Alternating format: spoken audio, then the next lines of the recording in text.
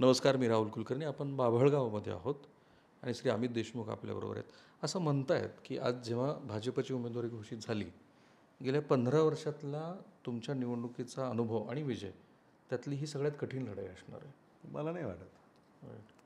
मला जो मतदार प्रतिसाद दर्शवत आहेत, गेल्या निवडणुकीपेक्षाही या निवडणुकीमध्ये अधिक प्रतिसाद आणि पाठिंबा मला जाणवतो आहे. ओके. On what basis? म्हणजे भेटल्यावर कळतं ना. ओके. म्हणजे सभा असतात, बैठका असतात, भेटीगाठी होतात आणि ज्या तऱ्हेनं लोक भेटतात आपल्याला आणि ते लक्षात येतं. नाही, एकीकडे चाकूरकर कुटुंब होतं आणि दुसरीकडे देशमुख कुटुंब होतं. ते एक अतूट बंध वगैरे होते, ते महाराष्ट्राने बघितले. आता ते बंध विस्कटले. पुन्हा त्याला विस्कटलेलं नाही काही आहे. जातीचे संदर्भ नाही, जोडले जातात. काही विस्कटलेलं नाही आहे. कारण त्याचे ते संदर्भ आहेत ते वेगळे आहेत. म्हणजे ते अशा एका घटनेमुळं विस्कटतात असं नव्हे. ओके. आणि कोणीतरी एक विचार स्वीकारला म्हणून ते संबंध एवढ्या म्हणजे काळाचे लगेच असे संपुष्टात येतील असं होत नाही. राईट. वैचारिक लढाई आहे. Shivraj Patil Chakurkar he is steel with you in Congress party? Shivraj Patil Chakurkar हे म्हणजे काँग्रेसी आहेत. त्यांनी कुठं सांगितलं आहे की ते भारतीय जनता पक्षाचे किंवा भारतीय जनता पक्षामध्ये आहेत. त्यांनी तर हेच सांगितलं आहे मी भारतीय राष्ट्रीय काँग्रेसमध्ये आहे. मग उद्या उमेदवारी अर्ज भरताना ते तुमच्यावर असतील किंवा तुमचं त्यांचं फोनवरती? आमची विनंती असेल त्यांना की त्यांनी उमेदवारी अर्ज भरण्यासाठी वेळ काढावा. ओके. त्याच्यावर आता ते काय निर्णय घेतात. राईट. पण तुमचं काही बोलणं झालं हे आहेच ना, संवाद आहे. On regular basis? हो, मग जेव्हा ते लातूरला असतात आमच्या भेटी होतात, बोलणं होतं. काल परवा त्यांचा वाढदिवस झाला, भेट झाली, चर्चा झाली. तुमच्या ह्या विधानसभा मतदारसंघाचं जे कास्ट अरिथमॅटिक आहे, आता हे दुर्दैव आहे महाराष्ट्राचं की आपल्याला त्या गोष्टीबद्दल बोलावं लागतं. It's very sad story. पण सगळ्या निवडणुका आणि त्यातल्या त्यात मराठवाड्यातल्या निवडणुका ह्या जातीवरती लढल्या जातील असं दिसतं. तुमच्याही मतदारसंघामध्ये कास्ट पोलरायझेशन होईल अशी शक्यता आहे?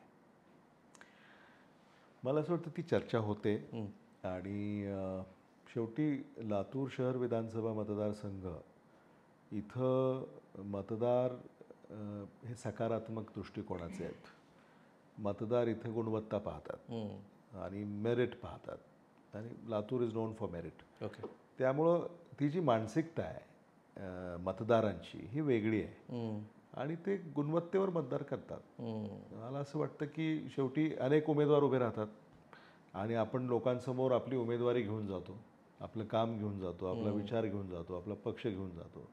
त्यावर लोक ठरवत असतात. राईट. पण ज्यांनी दिवंगत विलासराव देशमुखांचं काम बघितलं आहे, तो विकासाचा दृष्टिकोन बघितला आहे, ते असं म्हणतात की अमित देशमुखांच्या गेल्या 15 वर्षामध्ये लातूरमध्ये काहीच घडलं नाही. नाही, आता काय केलं आहे आम्ही लोकांपुढे ठेवू. ओके. आणि लोक त्याच्यावर निर्णय करतात. असं तरी आपल्याला हवेत गोळीबार करता येत नाही. ठोस काहीतरी तुम्ही केलं असेल तेच लोकांपुढं ठेवावं लागतं. राईट. आणि आदरणीय विलासराव देशमुख साहेबांचं उत्तुंग व्यक्तिमत्व होतं आणि त्यांचं कार्य काही दशकांचं आणि त्याची तुलना माझ्या कार्याशी करणं मला असं वाटतं ते देखील कुठंतरी म्हणजे योग्य तुलना आहे का. शेवटी त्यांनी जे कार्य केलेलं आहे तेच आम्ही पुढं नेतोय. सरकारं होती त्या काळामध्ये कामं अधिक होतात, जेव्हा सरकारं नसतात त्यावेळेला कमी होतात. पण हा विकासाचा जो गाडा आहे हा चालत राहतो, पुढे न्यावा लागत राहतो. पण मग आमच्या प्रेक्षकाला तुम्ही एक 5-10 कामं सांगाल की जी अमित देशमुख यांची लिगसी आहे? नाही, आता लातूरमध्ये आम्ही सारथीचं उपकेंद्र मंजूर केलं. राईट.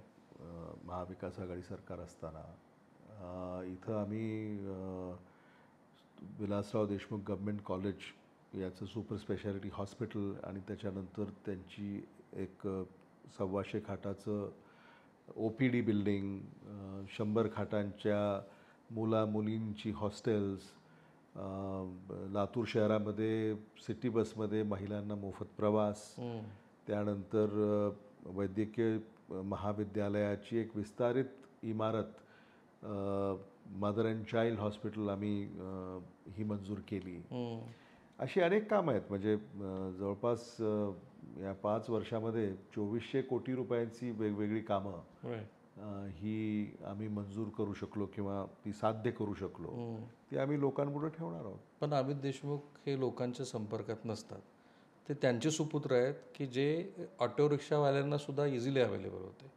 आणि ती चर्चा अमित देशमुख यांच्याबद्दल आज नाही, खूप वर्षापासून नाही, पण आत्ता तुमच्या प्रतिस्पर्धी उमेदवारांची मी आत्ता मुलाखत केली तर अर्चना पाटील असं म्हणतात की हाच माझ्या दृष्टीने एक महत्त्वाचा भाग आहे की अधिकात अधिक लोकांना उपलब्ध असलेला लोकप्रतिनिधी मला बनायचं की जे अमित देशमुख कधीच नाही आहेत. ठीक आहे ना, ते मी त्यांना त्यासाठी नाही, प्रेरणा पण ठीक आहे, त्यांनी एक आरोप केला, हा भाग आपण बाजूला ठेवू. नाही, पण जनरली तशी चर्चा असते की Amit Deshmukh is not reachable. हे सगळं विरोधकांना दुसरा काही मुद्दा मिळत नाही म्हणून मग असे मुद्दे उपस्थित करायचे. मला असं वाटतं की ही चर्चा आहे, या चर्चेला फारसा अर्थ नाही आहे.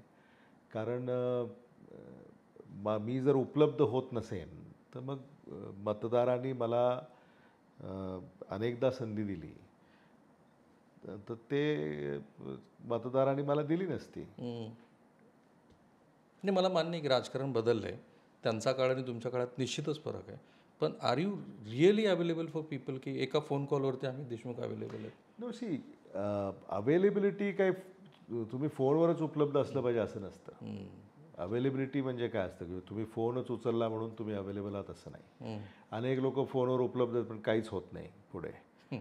त्यामुळं आपलं काम करण्याकडं आपला कल आहे आणि जिथं गरज आहे तिथं आम्ही उपलब्ध आहोत. आणि असं कुठेही घडत नाही की एखाद्या ठिकाणी गरज आहे, आवश्यकता आहे, तातडीची काहीतरी बाब आहे आणि अमित देशमुख नाहीत असं होत नाही. राईट. मग असं असेल तर लातूर शहरातल्या रस्त्यांचा प्रश्न, लातूर शहरातल्या कचऱ्यांचा प्रश्न आणि लातूर शहरातली लॉ अँड ऑर्डर सिच्युएशन, अर्थात लोकप्रतिनिधी म्हणून तुम्ही लोकांच्या भावनेला किती कंट्रोल करू शकता हा वेगळा संशोधनाचा भाग आहे. पण गेल्या 1.5 महिन्यामध्ये लातूर शहरात 7 खून झाले आणि ज्याची चर्चा आहे. या तिन्ही प्रश्नांची उत्तर काय? कायदा आणि सुव्यवस्था महायुती सरकारकडे आहे. महायुती सरकारनं जे काही इथं प्रशासकीय म्हणजे हेड्स नेमलेली आहेत, त्यांचा गलथान कारभार आहे. हे मुद्दे आम्ही उचललेले आहेत. ओके. याच्यामध्ये जे काही एकंदरीत गृह खात्यामध्ये चाललेलं आहे हे न बोललेलं बरं. आणि रस्ते आणि कचऱ्यांचा प्रश्न, कचऱ्याच्या सुद्धा स्थानिक स्वराज्य संस्थांच्या निवडणुका झाल्या नाहीत. प्रशासक आहे आणि प्रशासक हा सरकारचा आहे. आम्ही अनेकदा मुद्दे इथं उपस्थित केले, सामान्य माणसांनी मोर्चे काढले, माजी नगरसेवकांनी देखील निवेदनं दिले, आम्ही बैठका घेतल्या. लातूरच्या कचऱ्याच्या संदर्भामध्ये दुर्दैवानं ते प्रकरण न्यायप्रविष्ट होतं. कारण त्या कचऱ्याचा जो कंत्राटदार आहे त्याचं आणि महापालिकेचं काहीतरी अनबन झाली आणि म्हणून 2-2.5 वर्ष ते न्यायालयातच होतं. आत्ता ते न्यायालयातनं बाहेर काढण्यामध्ये आम्हाला यश आलं आणि आता ते काम सुरू झालं आहे आणि आता कचऱ्यामध्ये थोडीशी सुधारणा दिसते. रस्त्याच्या बाबतीमध्ये शेकडो कोटी रुपये रस्त्यासाठी मंजूर केले, पण पुन्हा ते रस्ते आपल्याला महापालिकेला खोदावे लागले कारण तिथं जलवाहिन्या त्यांना विकसित कराव्या लागल्या आणि आता पुन्हा खोदून ठेवलेले रस्ते पुन्हा करायची वेळ आता महापालिकेला आलेली आहे. ओके. म्हणजे आधीचं प्लॅनिंग चुकलं म्हणून ते सगळे रस्ते वाया गेले. महापालिकेनं रस्ते जे विकसित केले ते एका काळामध्ये विकसित केले, त्याच्यानंतर योजना नव्या आल्या. आता योजना 1 असते, योजना 2, योजना 3, त्याचे टप्पे असतात.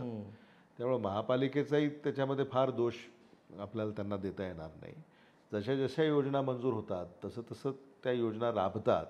आता हे लातूर शहरामध्येच असं होतं असं नाही, महाराष्ट्रातल्या अनेक शहरांमध्ये अशी परिस्थिती आहे. याच्यामध्ये सुधारणा केली पाहिजे की प्राथमिकता काय आहे ही आपली ठरवली पाहिजे. ती आता त्याच्यामध्ये अधिक काम करावं लागेल. फाईन. ह्या निवडणुकीमध्ये असं म्हणतात की 2 एक्स फॅक्टर आहेत.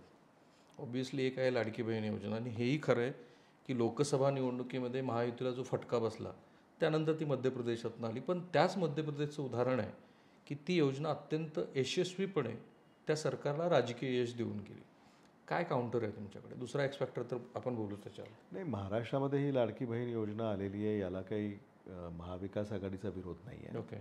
आमचं असं म्हणणं आहे की सुरक्षित बहीण योजना तुम्ही कधी आणणार आहात हा मुद्दा आहे.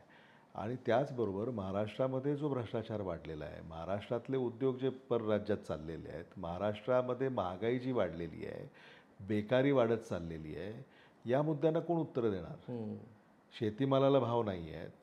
शेतकऱ्यांना शेतीमाल जेव्हा ते बाजारात आणतात तेव्हा देशातलं आयात निर्यात धोरण काहीतरी असं पुढं येतं की त्याला तो रस्त्यावर शेतीमाल टाकण्यापलीकडे दुसरा पर्याय असत नाही. कुठेतरी हे मुद्दे आता सामान्य माणसाला म्हणजे त्याच्यातनं तो त्रस्त होतोय आणि त्याला बदल हवा आहे.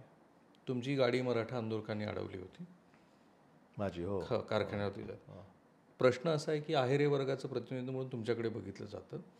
म्हणून जेव्हा महाविकास आघाडीच्या नेत्यांना प्रश्न विचारले जातात की आरक्षणाच्या मुद्द्यावरती तुमच्याकडचं उत्तर काय, तर अमित देशमुखांचं उत्तर काय असतं वैयक्तिक पातळीवरती आणि पक्षीय पातळीवरती? मराठा आंदोलन जे अगदी सकल मराठा समाजाचे लाखाचे मोर्चेसुद्धा निघाले. माझं मत असं आहे की जेव्हा एका मुद्द्यावर एवढ्या संख्येनं समाज एकवटतो आणि रस्त्यावर येतो, त्या भावनेचा आपण सन्मान केला पाहिजे आणि त्या भावनेचा सन्मान आम्ही नेहमी केलेला आहे. त्याची पार्श्वभूमी आहे, काही घटना घडल्या त्याच्यामुळं उद्रेक झाला आणि समाज रस्त्यावर आला आणि आरक्षणाची मागणी ही बऱ्याच दशकापासूनची आहे, पण आता त्याला एक वेगळं स्वरूप आलेलं आहे आणि आता समाजाला असं वाटतं की गरिबी आहे आणि मागासलेपण आहे आणि त्याच्यामुळं त्या भावनांशी आम्ही सहमत आहोत, एकरूप आहोत. आरक्षणही म्हणजे पृथ्वीराज चव्हाण यांच्या सरकारमध्ये सुद्धा ते दिलं, दुर्दैवाने ते टिकलं नाही. त्यानंतरसुद्धा ते आरक्षण एकदा दिलं, पुन्हा ते टिकलं नाही. आता जी मागणी आंदोलकाकडनं होते आहे या संदर्भामध्ये विद्यमान सरकारनं काही भूमिका घेतली आणि विद्यमान सरकारने असं जाहीर केलं की हा प्रश्न मिटला, आंदोलकांची मागणी मान्य झाली. नवी मुंबईत तो का नवी मुंबईमध्ये ते घडलं आणि आता त्याच्यानंतर मनोज जरांगे पाटलांनी सुद्धा हे सांगितलं की सरकारनं दिशाभूल केली, त्यांना जे हवं होतं ते केलं नाही वगैरे वगैरे. अजूनही ते आंदोलन चिघळलेलं आहे. त्यामुळं याची खरी उत्तरं तर मला असं वाटतं की सत्ताधाऱ्यांना द्यायची आहेत. आम्ही विरोधी पक्षामध्ये आहोत आणि सभागृहामध्ये जेव्हा जेव्हा सरकारने म्हणजे हा मुद्दा उपस्थित केला तेव्हा सर्व पक्षांनी त्याला पाठिंबा दिला. त्यामुळे त्याच्यामध्ये काही विरोधी पक्षांनी वेगळी भूमिका घेतली असं नव्हे. याच्यामध्ये मूळ मुद्दा असा आहे की केंद्र सरकार आता एका विचाराचं आहे, राज्य सरकार एका विचाराचं आहे आणि अलीकडच्या राज्य सरकारला तर म्हणजे विक्रमी बहुमत त्यांच्याकडे आहे. त्यामुळं कोणी त्यांना थांबवलं आहे याच्यातनं मार्ग काढण्यासाठी, आता ह्याचं उत्तर ते देऊ शकतील. पण तुम्ही सत्तेवरती आल्यानंतर मनोज जरांगे पाटील ज्या पद्धतीची मागणी करत आहेत ते फुलफिल करणं शक्य आहे का? कायद्याच्या चौकटीत ते टिकणार नाही अनेकांना माहिती आहे, बहुतेकांना माहिती आहे. नाही, कसं आहे की त्यांचा एक जो मुद्दा आहे आणि तो मुद्दा जे उपस्थित करतायत आणि त्या मुद्द्याला जो पाठिंबा आहे या संदर्भाने म्हणजे सत्ताधाऱ्यांना याच्यावर विचार करावा लागेल, चर्चा करावी लागेल आणि काहीतरी भूमिका घ्यावी लागेल. किती दिवस आपण हे सगळं खेळवत ठेवणार आहोत? काँग्रेसचं काय स्टँड आहे याच्यावर?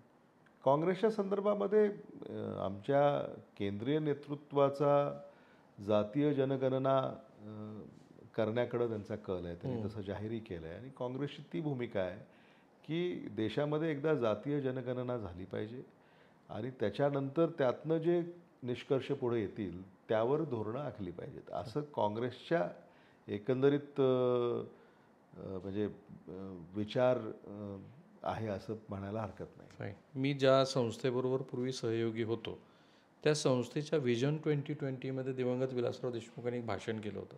ते आजही महाराष्ट्रामध्ये प्रसिद्ध आहे आणि ते खूप पाहिलं जातं. तेव्हा विलासरावजी असं म्हणाले होते की आर्थिक निकषावरती आरक्षण दिलं पाहिजे. तो विचार तुम्हाला मान्य आहे? नाही, त्यांनी ते आदरणीय विलासराव देशमुख साहेबांनी ते भाष्य केलं होतं आणि कदाचित भविष्यामध्ये तसंच काहीतरी सगळ्यांना मान्य करावं लागेल. पण ते संदर्भ आज लागू आहेत का याचाही आपल्याला विचार करावा लागेल. कारण त्या दिशेनं भारताला किंवा महाराष्ट्राला पावलं टाकणं हे सगळ्यांना विश्वासात घेतल्याशिवाय शक्य होणार नाही. आणि म्हणून ते संदर्भ वेगळे होते आणि आजचे संदर्भ वेगळे आहेत. त्यामुळे मला असं वाटतं आज समाजाच्या ज्या भावना आहेत त्या भावना काय आहेत हे आपल्याला माहिती आहे. त्यामुळे त्याच्यावर सगळ्या राजकीय पक्षांनी विचार केला पाहिजे आणि एकंदरीत या तरी निष्कर्षाला आलं पाहिजे की बाबा आपण काय करू शकतो आणि काय करू शकत नाही. या निष्कर्षाला तरी आलं पाहिजे आणि ते समाजालाही सांगितलं पाहिजे आणि समाजाच्या नेत्यांनाही सांगितलं पाहिजे. शेवटी हे किती दिवस आपण हे म्हणजे पण तेवढी ताकद राजकीय नेतृत्वात आणि तेवढं धारस राजकीय पक्षात आहे. मला असं वाटतं ते घ्यावं लागेल. कधी ना कधी तर ती वेळ येणार. भूमिका घ्यावी लागेल. कारण असं आपल्याला समाजाला म्हणजे ठोस काहीतरी सांगावं लागेल. म्हणजे मी असं म्हणतो की सगळेच राजकीय पक्ष आणि सगळेच राजकीय नेते यांना एक भूमिका कधीतरी घ्यावी लागेल. एक मला फार वेगळा प्रश्न पडतो तुमच्याबद्दल की तुमच्याकडे सगळं कौशल्य आहे, संघटन कौशल्य आहे, वक्तृत्व आहे, तुमच्याकडे बाकी राजकारणासाठीच्या ज्या गोष्टी लागतात ती सगळी क्षमता आहे. असं असूनही जे विलासराव देशमुख, पुन्हा ती तुलना आहे आणि अपरिहार्य आहे, म्हणून जे विलासराव देशमुखांनी केले एक स्वतंत्र अशी काँग्रेस पक्षातल्या नेत्यांची फळीच विलासरावांच्या बरोबर होती. ते अमित देशमुख करत नाही आहेत, त्यांची काहीतरी अडचण आहे का त्यांना त्यात रस नाही आहे? नाही, काँग्रेस पक्षाचा मी सदस्य आहे. काँग्रेस पक्षच माझा आहे. त्यामुळे काँग्रेस पक्षामध्ये पुन्हा आपला पक्ष याची आवश्यकता नाही. म्हणजे मित्र असतात, सहकारी असतात, तुमचं काही लोकांशी अधिक जमतं, काही लोकांशी कदाचित तेवढंसं किंवा कमी जमतं असं म्हणूया. पण मला असं वाटतं की पक्षाचा एक कार्यकर्ता म्हणून काम करत राहणं ही माझी प्राथमिकता असते आणि ते मला आवडतं. की तुम्ही स्वतःला रिस्ट्रेन करता की शेजारी पण नाही जायचं, नको नांदेडमध्ये पण जायचं नको, अजिबात कोल्हापुरात जायला नको? नाही, ज्या पक्षानं जेव्हा मला नाही सांगितलं. अच्छा, पक्षांनी तुम्हाला नाही. आमच्या पक्षाची रचनाच आहे ना, तर मी पक्षाच्या रचनेच्या बाहेर तर जाऊन काम करू शकत नाही. म्हणजे मला जे काम सांगण्यात येईल ते मी काम प्रामाणिकपणे करतोय. आणि आमच्या पक्षामध्ये साधारणतः एक चौकट असते, त्या चौकटीत काम करावं लागतं. ओके, मग त्याचा दुसरा अर्थ असाही होतो, जो नकारात्मक घ्यायचा झाला तर अमित देशमुख यांच्या कौशल्याचा पक्ष योग्य तो वापर करून घेत नाही. नाही, तेही नाही आहे. अमित देशमुखांपेक्षा अधिक कौशल्य असणारे सुद्धा नेते या पक्षामध्ये आहेत. त्यामुळे जेव्हा अमित देशमुखांच्या कौशल्याची पक्षाला आवश्यकता असेल त्यावेळेला पक्ष तो उपयोग करेल. आता जेवढा उपयोग करायचा आहे तेवढा ते करतायत. तर ह्या अधूनमधून चर्चा का होती की तुम्ही भारतीय जनता पार्टीत जाणार आहात, फिलर्स पाठवले जातात? नाही, ह्या चर्चाच आहेत. या चर्चा या पलीकडे त्याला काही फार म्हणजे अर्थ आहे असं मला वाटत नाही. हा, म्हणजे असं कधीच नाही होणार की ऑब्व्हियसली हा प्रश्नच इमॅच्युअर आहे, कारण तुम्ही एकदा त्याचं काहीतरी वाडा चिरेबंदी आहे वगैरे असं इथल्या स्थानिक नेत्यांना प्रत्युत्तर देताना सांगितलं होतं, इफ आय एम करेक्ट. नाही, मी सांगलीत बोललो होतो. हां, पण तो संदर्भ आहे ना की भाजपमध्ये जाण्याचा विषयच नाही आहे. काय प्रश्न आहे? पण मग तुम्हाला एक्सपेक्ट होतं की तुमच्या पक्षातले जे टॉलेस्ट लिडरशिप आहे आणि इतरही पक्षातली ज्या पद्धतीच्या घडामोडी घडल्या आणि ते भाजपामध्ये गेले? नाही, आता कोणी नाव तर नाही घेतलं मी. कोणी कोणत्या पक्षामध्ये जावं हा ज्याचा त्याचा निर्णय आहे आणि त्याच्यावर आपण काय टिप्पणी करू शकतो. प्रत्येकाला आपला मार्ग निवडण्याचा अधिकार आहे आणि लोकशाही आहे, स्वातंत्र्य आहे, ते निवडत असतात. राईट. आता जरा राज्य पातळीवरची महत्त्वाचे प्रश्न मला तुमच्याकडनं समजून घेत. असं म्हणतायत की लोकसभा निवडणुकीमध्ये महाविकास आघाडीला एज का मिळालं? कारण जागा वाटप फार छान पद्धतीनं झालं.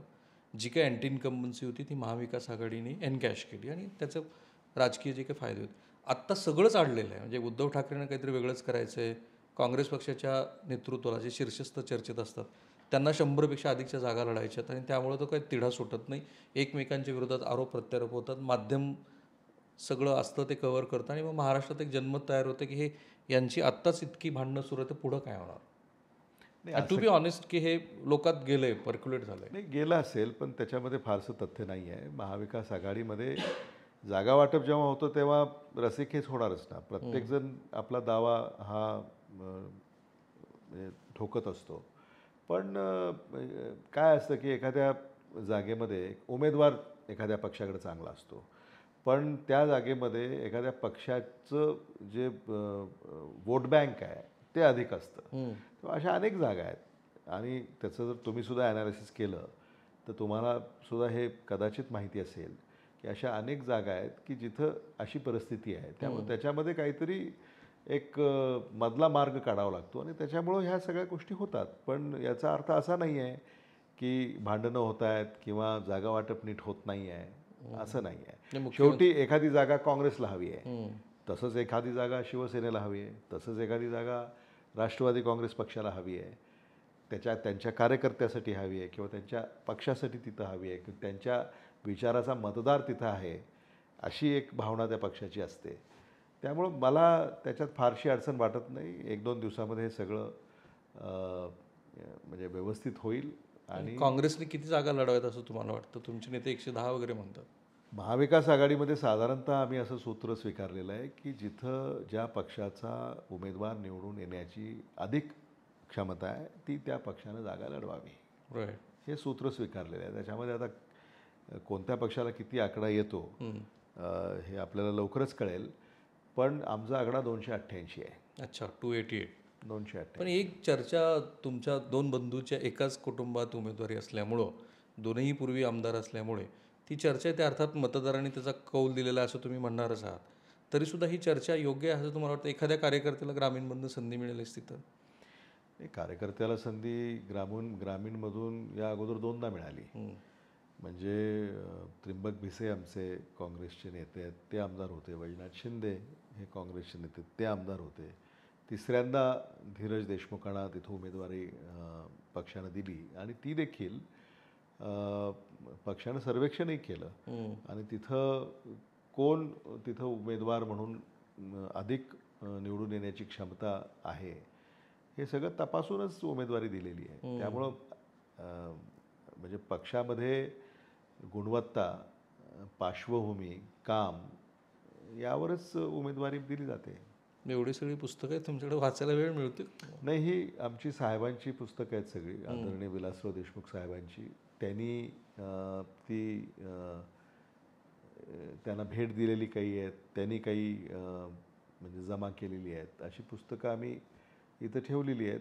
पण पुस्तकं वाचण्याची आवड आहे आणि आम्ही म्हणजे त्याचा उपयोगही होतो पुस्तकांचा. कारण तुमच्याबद्दल असं म्हणतात तुमचं पिंड थोडा वेगळा आहे, तुम्हाला व्यवसायात जास्त रस आहे असंही म्हटलं जातं. नाही, आता मी केमिकल इंजिनियर आहे. राईट. आणि शेवटी मला काही माझ्या वडिलांनी असं सांगितलं नव्हतं की तुला राजकारणात यायचं आहे. त्यांना नेहमीच असं वाटायचं की मी इंजिनियर व्हावं आणि काहीतरी उद्योग करावा. आणि खरं म्हणजे मला असं वाटतं कोणीतरी व्यवसाय करणं, उद्योग करणं ह्याच्यात काही चूक नाही. आणि आम्ही आता या सहकारामध्ये साखर उद्योगात आहोत, खाजगी क्षेत्रामध्ये साखर उद्योगात आहोत. हे चाललंय. तुम्ही 8 वर्ष मुख्यमंत्रीपदाचा कार्यकाळ बघितलेला आहे विलासरावांचा. कधी कधी अमित देशमुखांना असं वाटतं, मी स्वतः काही घराणेशाहीला एंडॉर्स करत नाही, की आपल्याला मुख्यमंत्रीपदाची संधी मिळाली तर वाय नॉट? नाही, मुख्यमंत्र्याची संधी वगैरे हे पक्ष निर्णय घेत असतो. तशी काही माझी अभिलाषा नाही. ओके. आणि हा पहिला नेता असेल की मला मुख्यमंत्रीपदाची अभिलाषा नाही, खरंच नाही. इंडिकेट तरी खरंच नाही आहे. So you are fulfilled your dream whatever. It's not about that. मला असं वाटतं की आपण काम करत राहिलं पाहिजे. आपण ज्या क्षेत्रामध्ये तर राजकारणामध्ये आहोत, माझ्या पक्षाची सत्ता आली पाहिजे हे मला वाटणं आणि त्यासाठी मी काम करणं हे आलंच. आणि सत्तेमध्ये पक्ष जेव्हा येतो तेव्हा आपण जो जाहीरनामा देतो त्याची अंमलबजावणी, लोकांच्या ज्या अपेक्षा आहेत त्या पूर्ण करणं, यासाठी त्याचा आपण उपयोग करतो. आणि म्हणून याच्यामध्ये काही आपल्याला हे अमुकच पद पाहिजे त्याच्यासाठी मी काम करतोय असं नाही आहे. आपण काम कशासाठी करतोय? आपल्याला काहीतरी बदल घडवायचा आहे, आपल्याला काहीतरी लोकांसाठी करायचं आहे, आपल्याला आपल्या भागाचा विकास करायचा आहे, यासाठी आपण काम करतोय. तर उद्या पक्षामध्ये समजा कोणी जरी महाविकास आघाडीचा मुख्यमंत्री झाला तर माझं जे उद्दिष्ट आहे ते मला साध्य करता येतच ना. फाईन. प्रश्न रिपीट होतोय पण तरी जे महत्त्व आणि जो विकास विलासरावांच्या काळात लातूरनं बघितला तो काही पुढं दिसत नाही, हा आक्षेप कायम राहणार आहे. काय आहेत की ज्या गोष्टी तुम्हाला तातडीनं करायच्यात, ज्या झाल्या नाहीत किंवा अजून विजन म्हणून तुम्ही बघत आहात पुढे?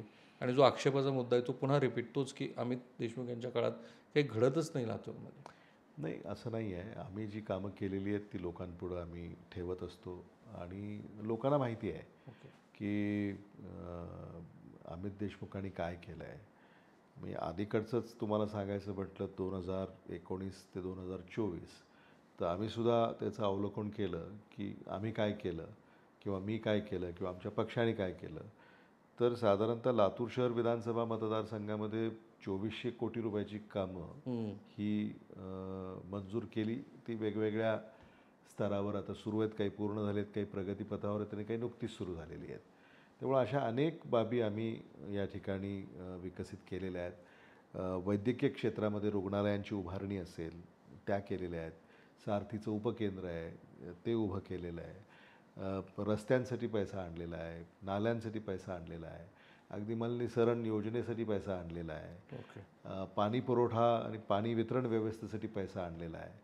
तर या सगळ्या कामामध्ये महिलांना मोफत प्रवास देतो आम्ही लातूर शहरामध्ये सिटी बस या योजनेमध्ये. आणि ही देशातली पहिली महानगरपालिका आहे जी शहरांतर्गत महिलांना मोफत आणि सुरक्षित प्रवास देणारी ही योजना आम्ही आणली. आणि अशा अनेक योजना आम्ही मंजूर केलेल्या आहेत. त्याचा लेखाजोखा आम्ही लोकांपुढं मांडला आहे आणि मला असं वाटतं की लोक ते पाहतात आणि त्याच्यावर मतदान करतात. Thank you so much. Yes, thank you. शुभेच्छा तुम्हाला. प्लेजर. कॅमेरामन निकेतन माडेचं मी राहुल कुलकर्णी, NDTV मराठी, बाभळगाव, लातूर.